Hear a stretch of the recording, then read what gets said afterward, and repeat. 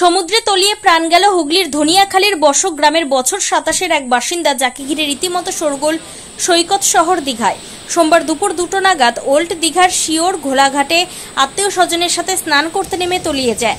আজ সকাল 11:45 নাগাদ নিউ দীঘার নতুন জগন্নাথ মন্দির ঘাটের অধীরে দেহ ভাসতে দেখে পুলিশ কর্মীরা উদ্ধার করে দীঘা রাজ্য সাধারণ হাসপাতালে নিয়ে যায়। ওখানে চিকিৎসক মৃত বলে ঘোষণা করে। তারপর পরিবারের লোক শনাক্তকরণ করে ময়নাতদন্তের জন্য কাঁথি মহকুমা হাসপাতালে পাঠানো হয়।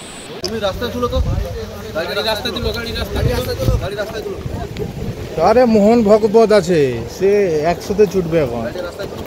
হ্যাঁ, হুগলিতে বাড়ি, ধনিয়াখালী।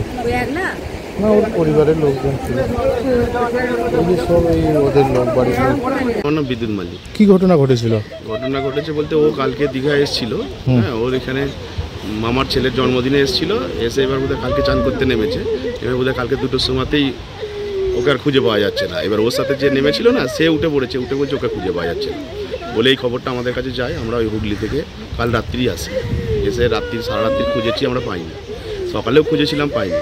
এখন এখানকার প্রশাসন আমাদেরকে সঙ্গে সঙ্গে ফোন করেছেন এখানে পেয়ে। প্রশাসন রাত্রিও আমাদের সাথে ছিলেন, কাজ করেছেন। এখন পেয়ে আমাদেরকে ফোন করেছেন, আমরা সঙ্গে সঙ্গে চলিয়ে গেছিলো, আজকে উদ্ধার হলো। আচ্ছা, আপনি ওখানকার গ্রামের মেম্বার নাকি? পঞ্চায়েত মেম্বার। আপনারা কবে এসেছিলেন দাদা? আমরা এসছি কালকে রাত্রিরে এসছি। খবর পাওয়ার পর। দুর্ঘটনাটা কখন ঘটে? কালকে দুপুর 2:25-এ। 2:25-এ।